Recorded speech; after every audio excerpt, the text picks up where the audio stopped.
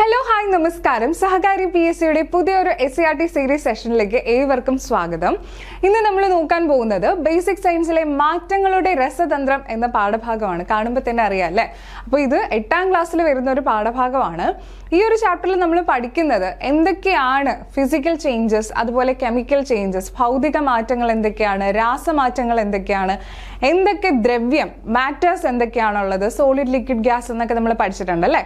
ആ മാറ്റേഴ്സിനെ കുറിച്ച് നമ്മൾ ഇവിടെ പഠിക്കുന്നുണ്ട്. അതുപോലെ തന്നെ ഇലക്ട്രോലൈസിസ്, ഇലക്ട്രോ പ്ലേറ്റിംഗ് എന്നൊക്കെ പറയുന്ന കെമിക്കൽ റിയാക്ഷൻസ് അതും നമ്മൾ എന്ത് ചെയ്യുന്നുണ്ട്, ഈ ഒരു പാഠഭാഗത്തിൽ പഠിക്കുന്നുണ്ട്. അപ്പൊ നമുക്ക് ഡയറക്റ്റ് ആയിട്ട് ക്ലാസ്സിലോട്ട് തന്നെ കടക്കാം. ആദ്യം തന്നെ എന്താണ് ദ്രവ്യം? പ്രപഞ്ചത്തിലെ എല്ലാ പദാർത്ഥങ്ങളും എന്താണടാ, ദ്രവ്യത്താൽ നിർമ്മിതമാണ് അല്ലെ? അങ്ങനെയാണെങ്കിൽ എന്താണ് ഈ ദ്രവ്യം എന്ന് പറയുന്നത്? സ്ഥിതി ചെയ്യാൻ സ്ഥലം ആവശ്യമായിട്ടുള്ള എന്തിനേയും നമുക്ക് ദ്രവ്യം എന്ന് പറയാം. സ്ഥിതി ചെയ്യാൻ സ്ഥലം ആവശ്യമായിട്ടുള്ള എന്തിനേയും ദ്രവ്യം എന്ന് പറയാം. അതായത് ഉദാഹരണം നോക്കുക, ഈ ഒരു വസ്തുവിന് സ്ഥിതി ചെയ്യാൻ വേണ്ടിയിട്ട് സ്ഥലം ആവശ്യമാണ്. അത് ഒരു സ്ഥലത്ത് വെക്കുകയാണെന്നുണ്ടെങ്കിൽ അത് ഇരിക്കാൻ വേണ്ടിയിട്ടുള്ള, അത് ഒക്യുപ്പൈ ചെയ്യാൻ വേണ്ടിയിട്ടുള്ള സ്പേസ് അതിന് ആവശ്യമാണ്. അങ്ങനെ ഏതൊരു വസ്തുവിനും സ്ഥലം, അത് ഇരിക്കാൻ വേണ്ടി അല്ലെങ്കിൽ സ്ഥിതി ചെയ്യാൻ വേണ്ടിയിട്ട് സ്ഥലം ആവശ്യമുണ്ടെങ്കിൽ അതിനെ നമുക്ക് എന്തെന്ന് പറയാം? ദ്രവ്യം അഥവാ മാറ്റർ എന്ന് പറയാം. അങ്ങനെയാണെങ്കിൽ ആ ദ്രവ്യത്തിന് സ്ഥിതി ചെയ്യാൻ ആവശ്യമായിട്ടുള്ള ആ ഒരു സ്ഥലമുണ്ടല്ലോ, ആ എത്രത്തോളം സ്ഥലമാണോ ആ ദ്രവ്യത്തിന് ഇരിക്കാൻ ആവശ്യമായിട്ടുള്ളത്, ആ സ്ഥലത്തെയാണ് നമ്മൾ വ്യാപ്തം അല്ലെങ്കിൽ വോള്യം എന്ന് പറയുന്നത്. ക്ലിയർ അല്ലേ? പ്രപഞ്ചത്തിലെ എല്ലാ പദാർത്ഥങ്ങളും ദ്രവ്യത്താൽ നിർമ്മിതമാണ്. സ്ഥിതി ചെയ്യാൻ സ്ഥലം ആവശ്യമുള്ള എന്തിനേയും നമുക്ക് ദ്രവ്യം എന്ന് പറയാം. ആ ദ്രവ്യത്തിന് സ്ഥിതി ചെയ്യാൻ ആവശ്യമായ സ്ഥലത്തെയാണ് അതിന്റെ വ്യാപ്തം അല്ലെങ്കിൽ വോള്യം എന്ന് പറയുന്നത്. അതുപോലെ നോക്കിക്കേ, ദ്രവ്യത്തിന് എന്തുണ്ട്? മാസ് ഉണ്ട്. ഇത് ദ്രവ്യത്തിന്റെ മറ്റൊരു സവിശേഷതയാണ്. ഇതെല്ലാം സ്റ്റേറ്റ്മെന്റ് വൈസ് തരാൻ ചാൻസ് ഉള്ള പോയിന്റ്സ് ആണ്. SCERTയിൽ നിന്ന് മാത്രം എടുത്തിട്ടുള്ളതാണ്, അഡീഷണൽ ആയിട്ട് ഒന്നും എടുത്തിട്ടില്ല. അപ്പൊ നിങ്ങൾ ഈ ഓരോ പോയിന്റ്സും അതിൽ ഇമ്പോർട്ടന്റ് ആയിട്ടുള്ളതാണ്. അത് വിട്ടുകളയാതെ തന്നെ പഠിക്കണം കേട്ടോ. അപ്പൊ എന്താണെടാ, ദ്രവ്യത്തിന് മാസ് ഉണ്ട്. എന്തുണ്ട്? മാസ് ഉണ്ട്. മാസ് എന്ന് പറഞ്ഞാൽ എന്താണ്? ഒരു പദാർത്ഥത്തിൽ അടങ്ങിയിട്ടുള്ള ദ്രവ്യത്തിന്റെ അളവിനെയാണ് മാസ് എന്ന് പറയുന്നത്. ഒരു പദാർത്ഥത്തിൽ അടങ്ങിയിട്ടുള്ള ദ്രവ്യത്തിന്റെ അളവാണ് അതിന്റെ മാസ് എന്ന് പറയുന്നത്. സ്ഥിതി ചെയ്യാൻ, അങ്ങനെയാണെങ്കിൽ നമ്മുടെ ദ്രവ്യം എന്ന് പറഞ്ഞാൽ എന്താണ്? സ്ഥിതി ചെയ്യാൻ സ്ഥലം ആവശ്യമുള്ളതും മാസ് ഉള്ളതുമായ ഏതിനെയും നമുക്ക് ദ്രവ്യം എന്ന് വിളിക്കാം. സ്ഥിതി ചെയ്യാൻ, അപ്പൊ എന്താണ് ദ്രവ്യം എന്ന് പറയുന്നത്? സ്ഥിതി ചെയ്യാൻ സ്ഥലം ആവശ്യമുള്ളതും മാസ് ഉള്ളതുമായ ഏതിനെയും നമുക്ക് ദ്രവ്യം എന്ന് പറയാൻ കഴിയും. ദ്രവ്യത്തിന് പ്രധാനമായും 3 അവസ്ഥകളാണുള്ളത് അല്ലെ? 3 അവസ്ഥകളാണ് പ്രധാനമായിട്ടും. മെജോറിറ്റി നമുക്ക് നോക്കിക്കഴിഞ്ഞാൽ 3 അവസ്ഥകളാണുള്ളത്. സോളിഡ്, ലിക്വിഡ്, ഗ്യാസ് എന്ന് നമ്മൾ പഠിച്ചിട്ടുണ്ട്. അപ്പൊ ആ പ്രധാനപ്പെട്ട ദ്രവ്യത്തിന്റെ 3 അവസ്ഥകൾ ഏതൊക്കെയാണെടാ? സോളിഡ്, അതുപോലെ എന്താണ്? ലിക്വിഡ്, പിന്നെ വരുന്നതാണ് ഗ്യാസ് എന്ന് പറയുന്നത്. ക്ലിയർ അല്ലേ? ഓക്കെ, നമുക്കൊരു എക്സാമ്പിൾ വെച്ചിട്ട് നോക്കാം. അതായത് ഇതിപ്പോ ഒരു ബീക്കറിൽ സോളിഡും ലിക്വിഡും ഗ്യാസും അറേഞ്ച് ചെയ്തിരിക്കുകയാണ് എന്ന് വിചാരിക്കുക. അങ്ങനെയാണെങ്കിൽ സോളിഡിന്റെ അകത്തുള്ള ആ ഒരു സോളിഡ് പദാർത്ഥത്തിലുള്ള കണികകൾ എന്ന് പറയുന്നത് ഒരുപാട് അടുത്തടുത്തായിരിക്കും ഇരിക്കുന്നത് അല്ലെ? അതിലെ മോളിക്യൂൾസ് അല്ലെങ്കിൽ കണികകൾ എന്ന് പറയുന്നത് ഭയങ്കര ക്ലോസ്ലി പാക്ഡ് ആയിരിക്കും. ഇങ്ങനെ അടുത്തടുത്തായിട്ടായിരിക്കും സോളിഡിൽ ഇരിക്കുന്നത്. എന്നാൽ ലിക്വിഡിലാണെങ്കിലോ അത്രയും അടുത്തതായിരിക്കില്ല, ഇച്ചിരി സ്പേസ് കാണും. ആ രീതിയിലായിരിക്കും ലിക്വിഡ് അറേഞ്ച് ചെയ്തിട്ടുള്ളത് അല്ലേ? എന്നാൽ ഗ്യാസിലാണെങ്കിലോ കണികകൾ അവിടെ ആയിട്ടായിരിക്കും അറേഞ്ച് ചെയ്തിരിക്കുന്നത്. ഓക്കെ, ഈ രീതിയിലാണ് സോളിഡ്, ലിക്വിഡ്, ഗ്യാസ് നമുക്ക് കാണാൻ കഴിയുന്നത്. അങ്ങനെയാണെങ്കിൽ നോക്കിക്കേ, ഇതിന്റെ ഓരോന്നിന്റെ സവിശേഷത നമുക്കൊന്ന് അനലൈസ് ചെയ്ത് നോക്കാം. നമ്മുടെ SCERTയിൽ തന്നിട്ടുള്ളതാണ്. നിശ്ചിത മാസ് ഉണ്ട്. നിശ്ചിത മാസ് ഉണ്ട്. ഖരം അല്ലെങ്കിൽ സോളിഡ്, അതിന് നിശ്ചിത മാസ് ഉണ്ടോ? ഉണ്ട്. ശരിയാണ് അല്ലെ? നമ്മൾ ഒരു വസ്തു എടുത്തു കഴിഞ്ഞാൽ, ഇപ്പോൾ ഈ ഒരു വസ്തു ഇതൊരു സോളിഡ് ആയിട്ടുള്ള അല്ലെങ്കിൽ ഖരാവസ്ഥയിലുള്ള വസ്തുവാണ്. ഇതിന് മാസ് ഉണ്ടോ എന്ന് ചോദിച്ചാൽ മാസ് ഉണ്ട്. ഇതിൽ അടങ്ങിയിരിക്കുന്ന ദ്രവ്യത്തിന്റെ അളവിനെയാണ് നമ്മൾ എന്തെന്ന് പറയുന്നത്? മാസ് എന്ന് പറയുന്നത് അല്ലെ? അതുപോലെ ഒരു ലിക്വിഡ് എടുക്കുവാണ്. ആ ലിക്വിഡിന് മാസ് ഉണ്ടോ? മാസ് ഉണ്ട്. അതുപോലെ ഗ്യാസിന് മാസ് ഉണ്ടോ എന്ന് നോക്കുമ്പോൾ നിങ്ങൾക്കൊരു കൺഫ്യൂഷൻ കാണും. നിങ്ങളൊരു ബലൂൺ എടുക്കുക.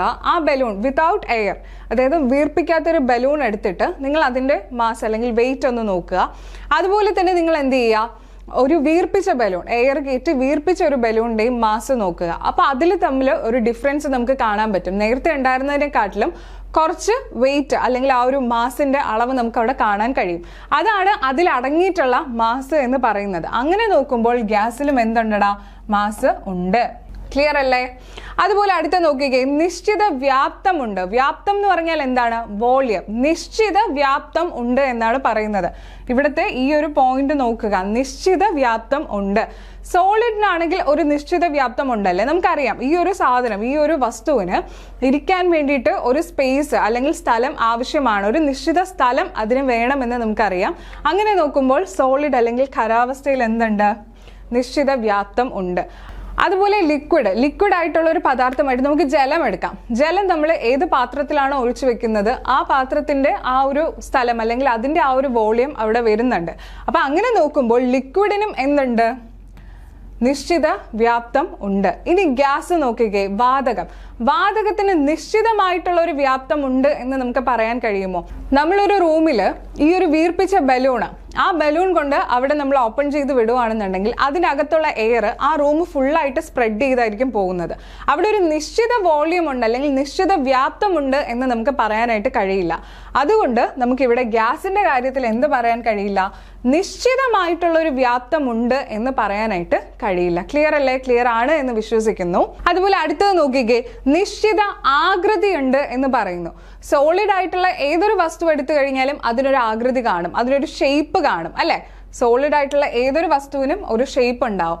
എന്നാൽ ദ്രാവകത്തിനോ അല്ലെങ്കിൽ ഒരു ലിക്വിഡ് ആയിട്ടുള്ള ഐറ്റത്തിന് അതിന് ആകൃതി ഉണ്ടോ? അതായത് കുറച്ച് ജലം എടുത്തിട്ട്, വാട്ടർ എടുത്തിട്ട് നമ്മൾ ഏത് പാത്രത്തിലാണോ ഒഴിച്ചു വെക്കുന്നത് അല്ലെങ്കിൽ ഏത് ബോട്ടിലാണോ ഒഴിച്ചു വെക്കുന്നത് അതിന്റെ ഷേപ്പ് ആയിരിക്കും ആ ഒരു ദ്രാവകത്തിന് ഉണ്ടാവുന്നത്. അല്ലാതെ ജലത്തിന് പ്രത്യേകിച്ച് ഒരു ഷേപ്പ് ഉണ്ടോ? ഇല്ല. നമ്മൾ ഏതിലാണോ അത് ഒഴിച്ചു വെക്കുന്നത് അതായിരിക്കും അതിന്റെ ഷേപ്പ് എന്ന് പറയുന്നത്. അങ്ങനെ നോക്കുമ്പോൾ നിശ്ചിത ആകൃതി ലിക്വിഡ് അഥവാ ദ്രാവകത്തിനുണ്ട് എന്ന് പറയാൻ കഴിയുമോ? ഇല്ല. അതുപോലെ നോക്കിക്കേ, വാതകത്തിന്റെ അവസ്ഥയും അതുപോലെ തന്നെയാണ്. നമുക്ക് ഒരു നിശ്ചിതമായിട്ടുള്ള ആകൃതി വാതകത്തിനുണ്ട് എന്ന് പറയാൻ കഴിയില്ല. ക്ലിയർ അല്ലേ? ഓക്കെ ആണ് എന്ന് വിശ്വസിക്കുന്നു. ഇതൊക്കെ നമുക്ക് അറിയുന്ന കാര്യമാണ്, അതുകൊണ്ടാണ് സിമ്പിളായിട്ട് പറഞ്ഞു പോകുന്നത്. അടുത്ത് നോക്കാം, ദ്രവ്യത്തിന് ഖരം, ദ്രാവകം, വാതകം എന്നീ 3 അവസ്ഥകളാണ് ഉള്ളതെന്ന് പഠിച്ചു. ഏതൊക്കെയാണ്? ഖരം, ദ്രാവകം, വാതകം എന്നീ 3 അവസ്ഥകളാണ് ഏതിനുള്ളത്? ദ്രവ്യത്തിന് ഉള്ളത്. 3 അവസ്ഥകൾ, ഖരം, ദ്രാവകം, വാതകം എന്നീ 3 അവസ്ഥകളാണ് ദ്രവ്യത്തിനുള്ളത്. അതുപോലെ ദ്രവ്യത്തിന് 4ാമത്തെ ഒരു അവസ്ഥയും ഉണ്ട്. ഖരം, ദ്രാവകം, വാതകം എന്നീ 3 അവസ്ഥകൾക്ക് ശേഷം വരുന്ന അവസ്ഥയാണ്, അതായത് 4ാമത്തെ അവസ്ഥയാണ് പ്ലാസ്മ എന്ന് പറയുന്നത്. ഏതാണെടാ? പ്ലാസ്മ. ദ്രവ്യത്തിന്റെ 4ാമത്തെ അവസ്ഥയാണ് ഏത്? പ്ലാസ്മ എന്ന് പറയുന്നത്. പ്രപഞ്ചത്തിൽ ഏറ്റവും അധികം കാണപ്പെടുന്നത് പ്ലാസ്മ അവസ്ഥയിലുള്ള ദ്രവ്യമാണ്. പ്രപഞ്ചത്തിൽ ഏറ്റവും അധികം കാണപ്പെടുന്നത് ഏത് അവസ്ഥയിലാണ്? പ്ലാസ്മ അവസ്ഥയിലുള്ള ദ്രവ്യമാണ്. പഠിച്ചു വെക്കുക, ഇമ്പോർട്ടൻ്റ് ആണ്. PSC ഒരു MCQ ക്വസ്റ്റ്യൻ ആയിട്ട് ചോദിക്കാം. പ്രപഞ്ചത്തിൽ ഏറ്റവും അധികം കാണപ്പെടുന്നത് ദ്രവ്യത്തിന്റെ ഏത് അവസ്ഥയാണ് എന്ന് ചോദിച്ചു കഴിഞ്ഞാൽ ഏതാണ്ടാ? പ്ലാസ്മ അവസ്ഥയാണ്. അതുപോലെ നക്ഷത്രങ്ങളായിക്കോട്ടെ, നെബുലകളായിക്കോട്ടെ, ഇവയെല്ലാം ഏത് അവസ്ഥയിലാണുള്ളത്? ദ്രവ്യത്തിന്റെ 4ാമത്തെ അവസ്ഥയായ പ്ലാസ്മയിലാണ് ഉള്ളത്. ക്ലിയർ അല്ലേ? ഉയർന്ന താപനിലയിൽ സ്വതന്ത്രമായ ചാർജിത കണങ്ങൾ കൂടിച്ചേർന്നാണ് പ്ലാസ്മ ഉണ്ടാകുന്നത്. നമുക്കറിയാം, ഒരു സോളിഡ് ആയിട്ടുള്ള ഒരു വസ്തു, ആ സോളിഡ് ആയിട്ടുള്ള ഒരു വസ്തുവിന് നമ്മൾ ചൂട് കൊടുക്കുവാണെങ്കിൽ അത് എന്തായിട്ട് മാറും?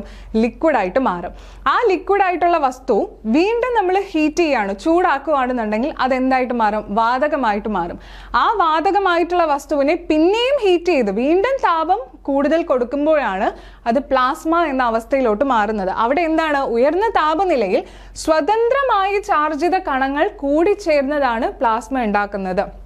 കണങ്ങൾ, ചാർജിത കണങ്ങൾ നമുക്ക് അറിയാം, ഇലക്ട്രോൺസും പ്രോട്ടോൺസും ഒക്കെ ഉണ്ടെന്നല്ലേ. അപ്പൊ അങ്ങനെ ഉയർന്ന ചാർജിത കണങ്ങൾ, സ്വതന്ത്രമായ ചാർജിത കണങ്ങൾ കൂടിച്ചേർന്നാണ് ഏതുണ്ടാകുന്നത്?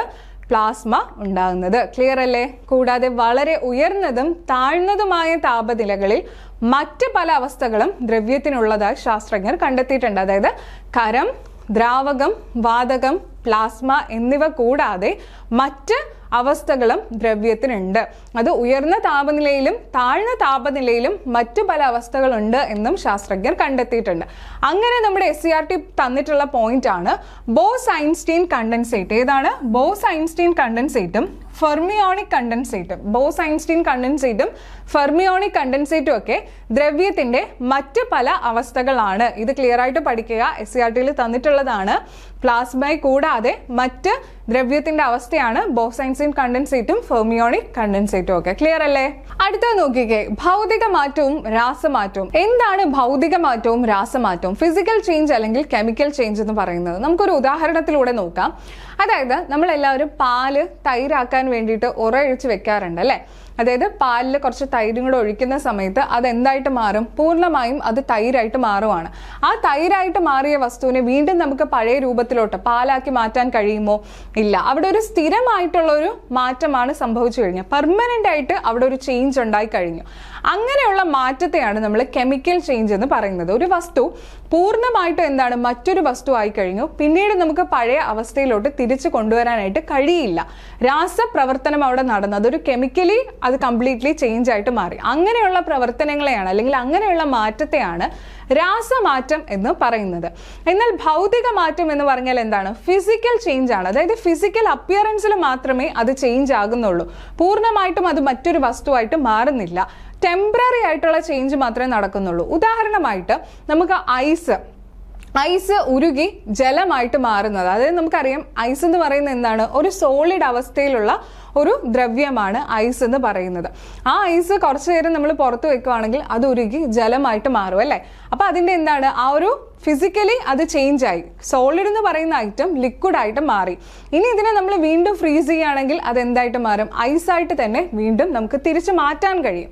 അങ്ങനെ ടെമ്പററി ആയിട്ടുള്ള ഒരു ചേഞ്ച് മാത്രമേ ഉണ്ടാകുന്നുള്ളൂ. പഴയ രൂപത്തിലോട്ട് പിന്നെയും നമുക്ക് മാറ്റാൻ കഴിയുമെന്നുണ്ടെങ്കിൽ അതിനെയാണ് നമുക്ക് ഭൗതിക മാറ്റം അല്ലെങ്കിൽ ഫിസിക്കൽ ചേഞ്ച് എന്ന് പറയുന്നത്. നമുക്ക് SCERT തന്നിട്ടുള്ളത് നോക്കാം. ഭൗതിക മാറ്റത്തിൽ പുതിയ പദാർത്ഥങ്ങൾ ഉണ്ടാകുന്നില്ല. കണ്ടോ? ഫിസിക്കൽ ചേഞ്ച് വരുമ്പോൾ അവിടെ പുതിയൊരു പദാർത്ഥം, പുതിയൊരു സബ്സ്റ്റൻസ് അവിടെ ഉണ്ടാവുന്നുണ്ടോ?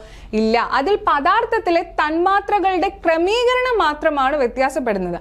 അവിടെ മോളിക്യൂൾസിലെ ചേഞ്ച് മാത്രമാണ് വരുന്നത്. നമ്മൾ നേരത്തെ പറഞ്ഞതുപോലെ ഐസ് അത് ഉരുകി ജലമായിട്ട് മാറുമ്പോൾ ആ സോളിഡ് ആയിട്ടിരുന്നതിൽ കണികകൾ എന്താണ് അല്ലെങ്കിൽ തന്മാത്രകൾ അടുത്താണ്, വളരെ ക്ലോസ് ആയിട്ടാണ് ഇരുന്നത്. അത് ജലമായിട്ട് മാറിയപ്പോൾ ആ തന്മാത്രകളുടെ ക്രമീകരണം മാറി, അത് ലൂസ്ലി പാക്ഡ് ആയ അല്ലേ? അപ്പൊ അതാണ് പറയുന്നത്, അതിൽ പദാർത്ഥത്തിലെ തന്മാത്രകളുടെ ക്രമീകരണം വ്യത്യാസപ്പെടുകയാണ് ചെയ്യുന്നത്. എന്നാൽ രാസമാറ്റത്തിൽ എന്താ സംഭവിക്കുന്നത്? ഒരു പദാർത്ഥം പൂർണ്ണമായും മറ്റൊരു പദാർത്ഥമായിട്ട് മാറുന്നുണ്ട്. ഏതില്? രാസപ്രവർത്തനത്തിൽ അല്ലെങ്കിൽ രാസമാറ്റത്തിൽ ഒരു പദാർത്ഥം പൂർണ്ണമായിട്ടും മറ്റൊരു പുതിയൊരു പദാർത്ഥമായിട്ട് മാറുന്നു. പുതിയ തന്മാത്രകൾ അവിടെ ഉണ്ടാവുകയും ചെയ്യുന്നു. അതാണ് രാസമാറ്റം എന്ന് പറയുന്നത്. ക്ലിയർ അല്ലേ? ഇനി നമുക്ക് കുറച്ച് എക്സാമ്പിൾ നോക്കാം. ഭൗതിക മാറ്റത്തിന് ഉദാഹരണമായിട്ട് പറയാൻ കഴിയുന്ന എന്തൊക്കെയാണ്? ഐസ് ഉരുകുന്നത് അല്ലെ? നമ്മളിപ്പോൾ പറഞ്ഞു കഴിഞ്ഞു സോളിഡ് ആയിട്ടുള്ള സബ്സ്റ്റൻസ് ഉരുകി എന്തായിട്ട് മാറുവാണ്? ജലം എന്ന, അതായത് ലിക്വിഡ് എന്ന ഫോമിലോട്ട് മാറുവാണ്. അതുപോലെ മെഴുകുന്നതും മെഴുകുരുകുന്നതും എന്താണടാ? നമ്മുടെ ഭൗതിക മാറ്റമാണ് അല്ലേ? നമുക്കറിയാം ഒരു ക്യാൻഡിൽ കത്തിച്ച് വെക്കുകയാണെന്നുണ്ടെങ്കിൽ അത് ഉരുകി തീർന്നു കഴിഞ്ഞു. അത് വീണ്ടും നമുക്ക് എന്ത് ചെയ്യാൻ കഴിയും? ഉരുകിയ മെഴുകിനെ വീണ്ടും നമുക്ക് പഴയ അവസ്ഥയിലോട്ട് കൊണ്ടുവരാനായിട്ട് കഴിയും. അതാണ് അവിടെ ഭൗതിക മാറ്റം കൊണ്ട് ഉദ്ദേശിക്കുന്നത്. ജലം ഐസ് ആകുന്നു. നമ്മൾ കുറച്ച് വെള്ളം എടുത്തിട്ട് അതിനെ ഐസാക്കുന്നു. അതിന് വീണ്ടും എന്ത് ചെയ്യാൻ കഴിയും? പഴയ രൂപത്തിലോട്ട് ജലമായിട്ട് തന്നെ കൊണ്ടുവരാനും സാധിക്കും. അതുപോലെ ഉപ്പ് ജലത്തിൽ ലയിക്കുന്നു. ലയിച്ചു പോയ ഉപ്പിനെ നമുക്ക് പിന്നെയും വീണ്ടും അതിൽ നിന്ന് സെപ്പറേറ്റ് ചെയ്ത് ഉപ്പ് മാത്രമായിട്ട് മാറ്റാനും സാധിക്കുന്നു. അപ്പൊ ഇതൊക്കെയാണ് ഭൗതിക മാറ്റത്തിന് ഉദാഹരണം. നമ്മുടെ SCERT ടെക്സ്റ്റിൽ തന്നിട്ടുള്ളതാണ്, അതുകൊണ്ട് ക്ലിയർ ആയിട്ട് പഠിക്കുക. ഐസ് ഉരുകുന്നു, അതുപോലെ മെഴുകുരുകുന്നത്, ജലം ഐസ് ആകുന്നത്, ഉപ്പ് ജലത്തിൽ ലയിക്കുന്നതെല്ലാം ഭൗതിക മാറ്റങ്ങൾക്ക് ഉദാഹരണമാണ്. അങ്ങനെയാണെങ്കിൽ രാസമാറ്റത്തിന് ഉദാഹരണമായിട്ട് നമുക്ക് എന്തെല്ലാം പറയാൻ കഴിയും? പാല് തൈരാകുന്നു അല്ലെ? നമ്മൾ നേരത്തെ പറഞ്ഞതാണ്, പാല് എന്ന് പറയുന്ന വസ്തു തൈരായി മാറിക്കഴിഞ്ഞാൽ പിന്നെ നമുക്ക് അതിനെ വീണ്ടും പഴയ അവസ്ഥയിലോട്ട് കൊണ്ടുവരാൻ സാധിക്കില്ല. പെർമനന്റ് ആയിട്ടുള്ള ഒരു ചേഞ്ച് ആണ് രാസമാറ്റത്തിൽ സംഭവിക്കുന്നത്. എങ്ങനത്തെ ചേഞ്ച് ആണ്? അവിടെ പെർമനന്റ് ആണ്, ടെമ്പററി അല്ല, പെർമനന്റ് ചേഞ്ച് ആണ് അവിടെ സംഭവിച്ചിരിക്കുന്നത്. ഇനി നോക്കിക്കേ, മെഴുകുതിരി കത്തുന്നു. ഇവിടെ നിങ്ങൾ നോക്കുക, നേരത്തെ നമ്മൾ മെഴുകുതിരി ഉരുകുന്നു എന്നാണ് പറഞ്ഞത്. ഇവിടെ മെഴുകുതിരി കത്തുന്നു. അതായത് മെഴുകിന്റെ തിരിയില്ലേ, ആ തിരി നമ്മൾ കത്തിച്ച് വെച്ച് കഴിഞ്ഞാൽ ആ മെഴുക് ഉരുകി തീരുന്നതോടുകൂടി ആ തിരി എന്ത് ചെയ്യുവാണ്? കത്തി തീരുവാണ്. ആ കത്തി തീർന്ന തിരിയെ നമുക്ക് വീണ്ടും തിരിച്ച് പഴയ അവസ്ഥയിലോട്ട് കൊണ്ടുവരാനായിട്ട് സാധിക്കുമോ? ഇല്ല. അതുകൊണ്ടാണ് ഇവിടെ മെഴുകുതിരി കത്തുന്നത് രാസമാറ്റം എന്നതിൽ ഉൾപ്പെടുത്തിയിരിക്കുന്നത്. അപ്പോൾ ഇത് നിങ്ങൾ കൃത്യമായിട്ട് മനസ്സിലാക്കുക. മെഴുകുരുകുന്നതും മെഴുകുതിരി കത്തുന്നതും ഇത് തമ്മിലുള്ള ഡിഫറൻസ് മനസ്സിലാക്കുക. PS കൺഫ്യൂസ് ചെയ്യിക്കാൻ വേണ്ടിയിട്ട് രണ്ടും ഓപ്ഷനിൽ തരാം. അപ്പം മെഴുകുതിരി കത്തുന്നു എന്ന് പറയുന്നത് രാസമാറ്റമാണ്. മെഴുകുരുകുന്നതോ ഫിസിക്കൽ ചേഞ്ച് അഥവാ ഭൗതിക മാറ്റമാണ്. അതുപോലെ ഇരുമ്പ് തുരുമ്പ് പിടിക്കുന്നത് നമ്മൾ പുറത്തൊക്കെ വെക്കുകയാണെന്നുണ്ടെങ്കിൽ നമുക്കറിയാം കുറേ കാലം കഴിയുമ്പോൾ ഇരുമ്പിൽ എന്ത് വരാൻ തുടങ്ങും? തുരുമ്പ് വരാനായിട്ട് തുടങ്ങും അല്ലേ? ഓക്സിജനും അതുപോലെ തന്നെ മോയ്സ്ചർ കണ്ടന്റിൻ്റെ ഒക്കെ ഒരു കോമ്പിനേഷൻ, ഒരു റിയാക്ഷൻ കൊണ്ടാണ് ഇരുമ്പിൽ തുരുമ്പുണ്ടാവുന്നത്. ആ തുരുമ്പ് പിടിച്ചതിനെ വീണ്ടും നമുക്ക് ഇരുമ്പായിട്ട് കൺവേർട്ട് ചെയ്യാനായിട്ട് പറ്റുമോ? ഇല്ല. അവിടെയും ഒരു രാസമാറ്റമാണ് ഉണ്ടായിരിക്കുന്നത്, ഒരു പെർമനന്റ് ചേഞ്ച് ആണ് ഉണ്ടായിരിക്കുന്നത്. അതുപോലെ വിറക് കത്തുന്നത്, വിറക് കത്തിക്കുമ്പോൾ അത് കത്തിച്ചാമ്പലായി കഴിഞ്ഞു, പിന്നെ നമുക്കതിനെ വിറകിന്റെ രൂപത്തിലോട്ട് കൊണ്ടുവരാൻ സാധിക്കുമോ? ഇല്ല. അപ്പോൾ ഇങ്ങനെയുള്ള കാര്യങ്ങളാണ് രാസമാറ്റം അഥവാ കെമിക്കൽ ചേഞ്ചിന് ഉദാഹരണമായിട്ട് പറയാൻ കഴിയുന്നത്. ക്ലിയർ ആണെന്ന് വിശ്വസിക്കുന്നു. അപ്പോൾ നമുക്ക് അടുത്തത് നോക്കാം. അതായത് നമ്മുടെ ഈ ഖരവും ദ്രാവകം വാതകം എന്നീ അവസ്ഥകൾ ഓരോ അവസ്ഥയിലും എങ്ങനെയായിരിക്കും എന്നുള്ളതാണ് ഈ ഒരു പിക്ചറിൽ തന്നിരിക്കുന്നത്. നമ്മൾ നേരത്തെ പറഞ്ഞു താപം ആഗിരണം ചെയ്താണ് അത് എന്ത് ചെയ്യുന്നത്? ദ്രാവക അവസ്ഥയിലോട്ട് മാറുന്നത്. അതായത് ഒരു ഖരവസ്തു നമ്മൾ എന്ത് ചെയ്യുകയാണ്? ചൂടാക്കുകയാണെന്നുണ്ടെങ്കിൽ ആ താപത്തെ ആഗിരണം ചെയ്തുകൊണ്ട് അത് വലിച്ചെടുത്ത് ഉൾക്കൊള്ളിച്ചുകൊണ്ട് അത് എന്ത് ചെയ്യും? ദ്രാവക അവസ്ഥയിലോട്ട് മാറും. ഈ ദ്രാവകത്തെ നമ്മൾ പിന്നെയും ചൂടാക്കുകയാണെന്നുണ്ടെങ്കിൽ അത് പിന്നെയും താപത്തെ ആഗിരണം ചെയ്തുകൊണ്ട് അത് ഏത് അവസ്ഥയിലോട്ട് മാറും? വാതകം എന്ന അവസ്ഥയിലോട്ട് മാറും. ഈ വാതകത്തെ ഞാനൊന്ന് തണുപ്പിക്കുവാണ്, ഓക്കെ, കൂൾ ചെയ്യുകയാണെന്നുണ്ടെങ്കിൽ അത് ഏത് അവസ്ഥയിലോട്ട് പോകും? ദ്രാവക അവസ്ഥയിലോട്ട് പോകും. ക്ലിയർ അല്ലേ? ഈ ദ്രാവകത്തെ പിന്നെയും ഞാൻ തണുപ്പിക്കുവാണെങ്കിൽ അത് എന്തായിട്ട് മാറുവാടാ? ഖര അവസ്ഥയിലോട്ട് മാറും. അത് കാണിക്കാൻ വേണ്ടിയിട്ടുള്ള ഒരു പിക്ചറാണ് ഇവിടെ തന്നിരിക്കുന്നത്. താപത്തെ ആഗിരണം ചെയ്തുകൊണ്ടാണ് ഖരം ദ്രാവകമാവുന്നതും ദ്രാവകം വാതകമാകുന്നതും. താപത്തെ പുറത്തേക്ക് വിട്ടുകൊണ്ടാണ്, റിലീസ് ചെയ്തുകൊണ്ടാണ് വാതകം ദ്രാവകമാകുന്നതും ദ്രാവകം പിന്നീട് ഖരാവസ്തുവിലോട്ട് എത്തുന്നതും. അപ്പോൾ ഒരു ഖരവസ്തുവിനെ ചൂടാക്കുമ്പോൾ കണികകൾ തമ്മിലുള്ള അകലം എന്ത് ചെയ്യും? കൂടും.